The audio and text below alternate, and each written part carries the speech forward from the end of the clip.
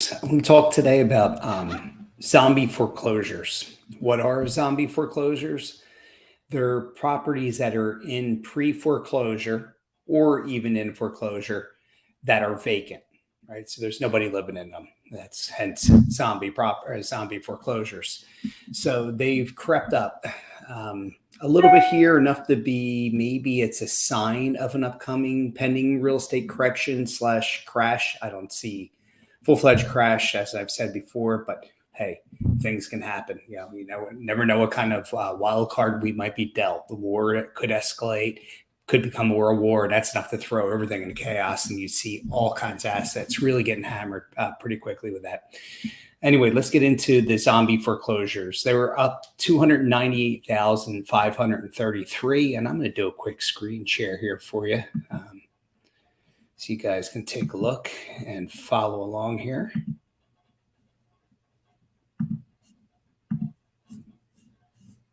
All right.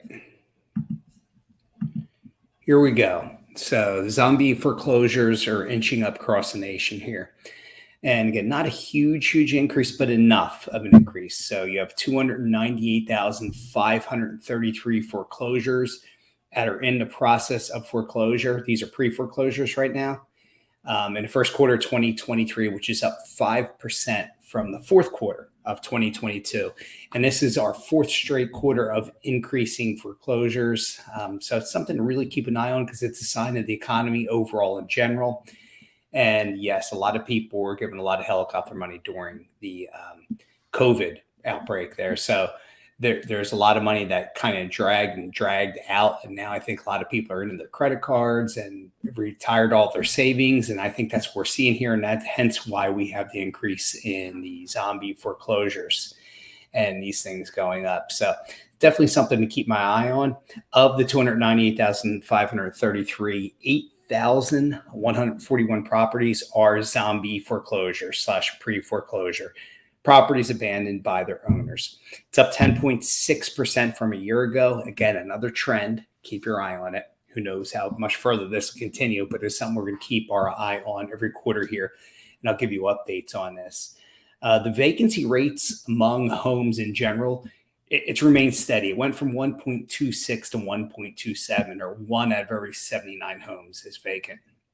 And remember, a lot of vacant homes are second homes. People have houses in Florida and maybe in Arizona, these retirement areas where they're back and forth between wherever their primary residence is and their secondary home. So you're always going to have some vacancies. So this is normal.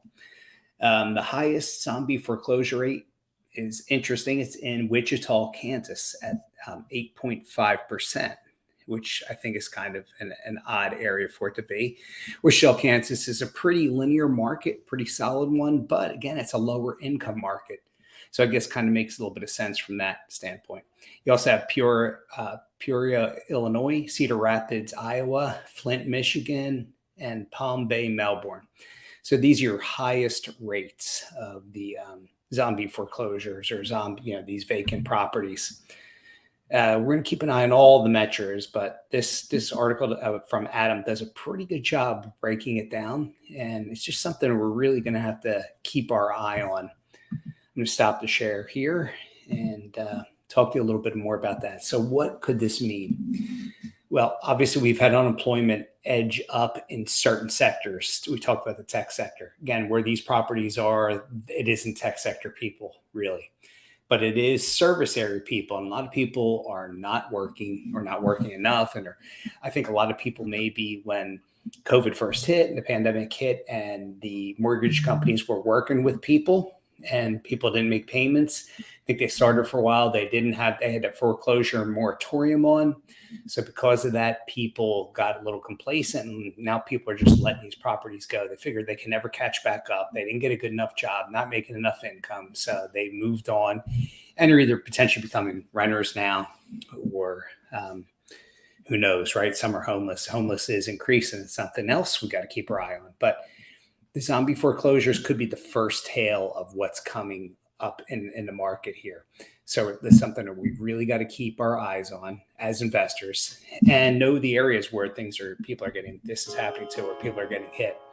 So it's something definitely important to keep your eyes on. And we're going to monitor this and I'm going to give you updates. And we will catch you guys on next video.